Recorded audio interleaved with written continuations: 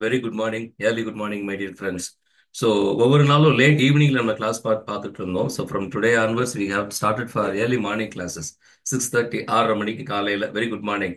So this is Thomas. I am presenting this video for UPSC aspirants. So mainly because அப்படின்னு பார்த்தீங்கன்னா UPSC mains வந்து நம்ம எப்படி தயார்படுத்திக்கிறது அப்படிங்கிறது தான்.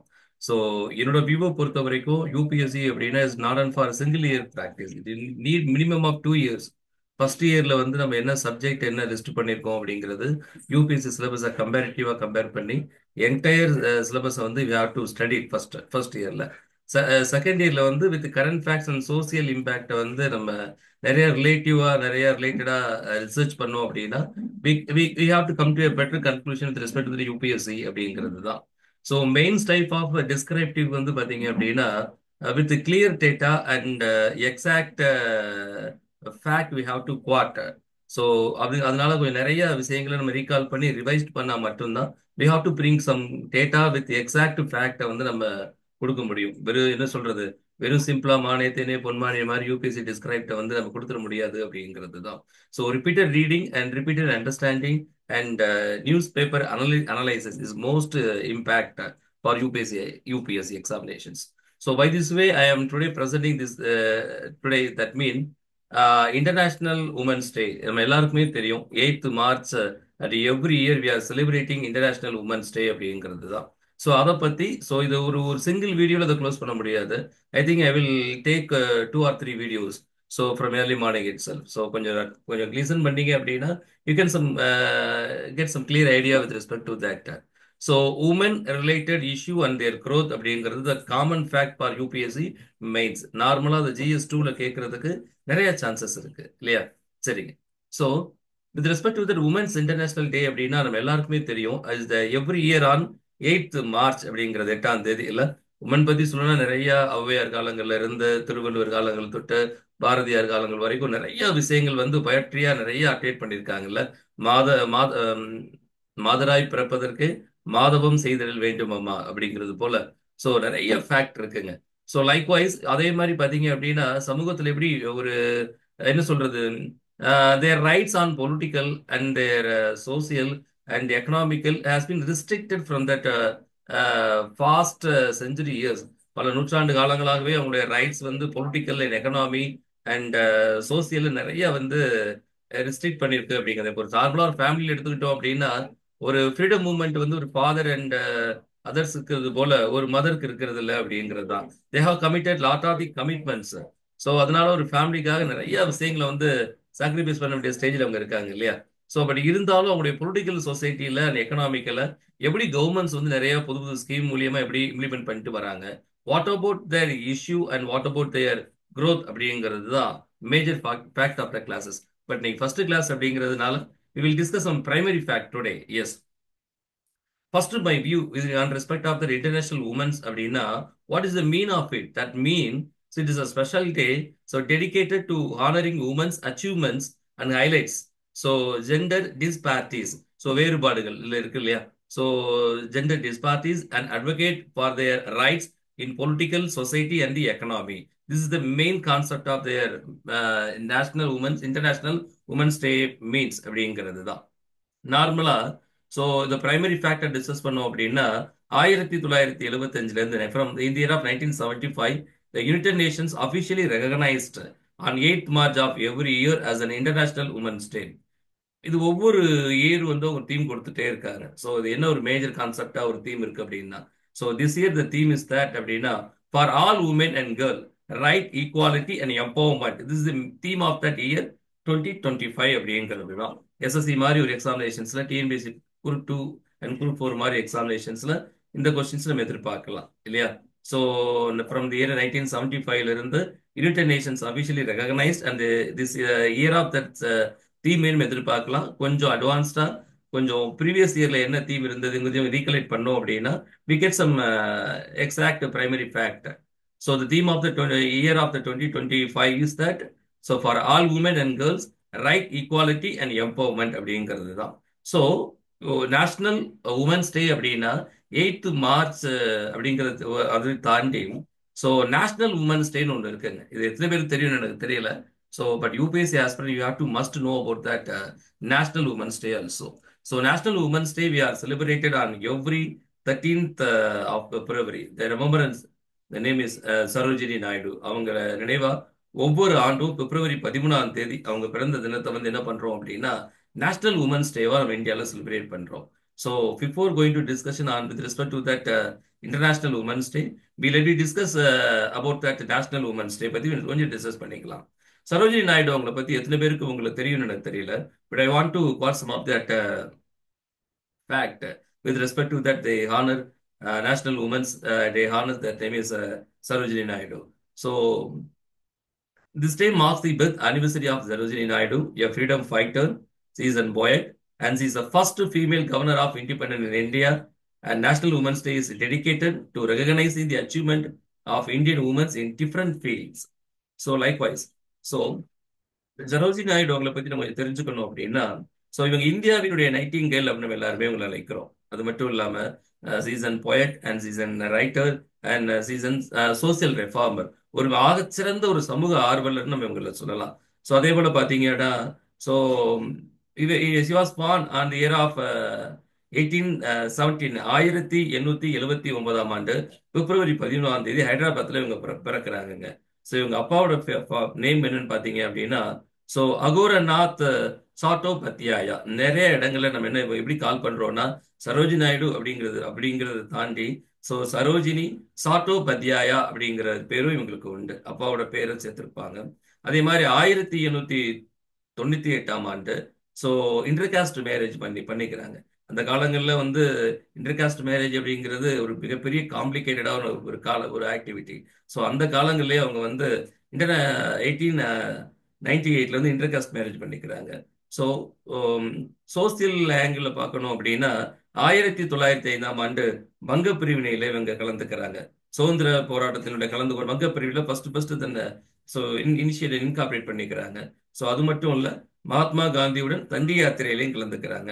ஸோ 1925 காங்கிரஸோட தலைவராக மாறுறாங்க. முதல் பெண் லீடர், ஸோ முதல் உமன், ஸோ லீடர் ஆஃப் முதல் உமன் இன் காங்கிரஸ் அப்படின்னு கேட்டா ஸோ சரோஜினி ஸோ சாட்டோபத்யாயா.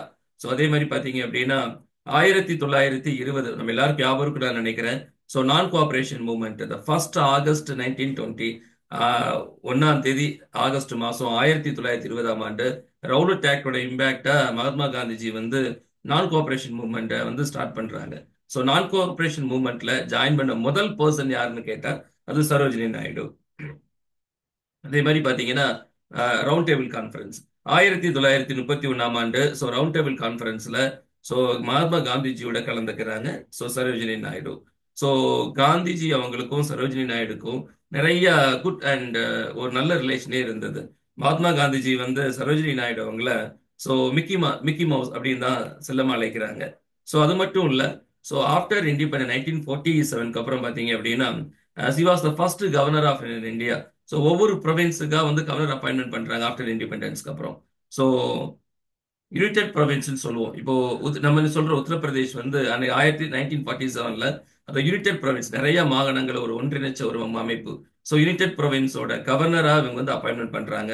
ஸோ முதல் இந்திய பெண் ஆளுநர் அப்படிங்கிற பெருமையும் இவங்களுக்கு தான் சேரும். ஸோ 1949 மார்ச் 2ஆம் தேதி இவங்க இயற்கை மரணம் அடைகிறாங்க அப்படிங்கிறது தான். So so national women's day வந்து இந்தியாவில் வந்து so recognising achievement of Indian women's.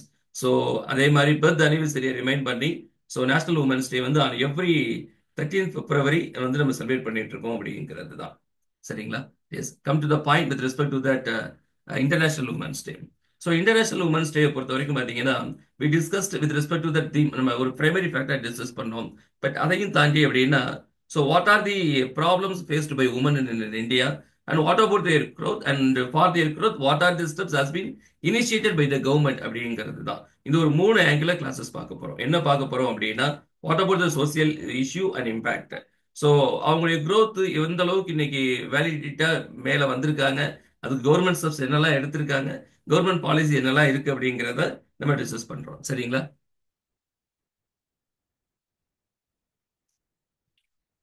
S. So some of the issues and problems faced by the women in India. So selective selective abortion and female infanticide கேள்விப்பட்டிருப்பீங்கன்னு நான் நினைக்கிறேன். பெண் குழந்தைகள் அப்படின்னா பிறந்த உடனே ஒரு காலகட்டங்களில் அவங்கள பண்ணிடுறது, இல்லைன்னா அதை கருவிலே அவங்களை கலைச்சிருவாங்க. இந்த மாதிரி விஷயங்களை வந்து நிறைய கவர்மெண்ட் ஸ்கீம் மூலியமா நம்ம foetal sex determinations and sex selective abortion by medical professionals அப்படிங்கறத நம்ம ஸ்டாப் பண்ணியிருக்கோம். அதே மாதிரி பார்த்தீங்கன்னா செக்ஸுவல் ஹராஸ்மெண்ட் இருக்கு and dowry and bride burning இருக்கு. ஸோ இதெல்லாம் நமக்கு தெரிஞ்ச ஃபேக்ட் தான் இல்லையா? So disparity in educations, so அதே மாதிரி domestic violence and child marriages, இன்னைக்கும் போக்சோ ஆக்ட் இருக்கு. ஸோ நிறைய விஷயங்கள் இம்ப்ளிமெண்ட் பண்ணியிருக்கோம். So inadequate nutrition and low status in the family. So women R considered as an inferior to men. So status of the widow அப்படிங்கிற ஒரு 10 factor நம்ம discuss பண்ணலாம். So இதே ஆங்கிள் பார்த்தீங்க அப்படின்னா என்னென்ன ஸ்டெப்ஸ் வந்து அவங்கள க்ரோத் பண்றது கவர்மெண்ட் எடுக்கிறாங்க அப்படிங்கிறதையும், இந்த இஷ்யூ அண்ட் க்ரோத்தை வந்து நம்ம நாளைய கிளாஸ்ல கொஞ்சம் டீட்டெயிலாக டிஸ்கஸ் பண்ணலாம்.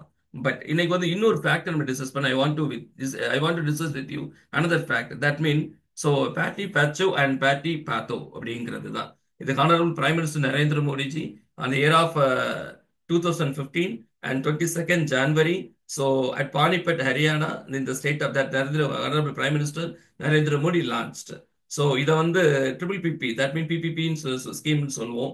அதாவது பெண் குழந்தைகளை காப்போம், பெண் குழந்தைகளுக்கு கற்பிப்போம் அப்படிங்கிற திட்டம் தான் பேட்டி பேச்சோ அண்ட் பேட்டி ஸோ பேச்சோ அப்படிங்கிறது தான் இல்லையா?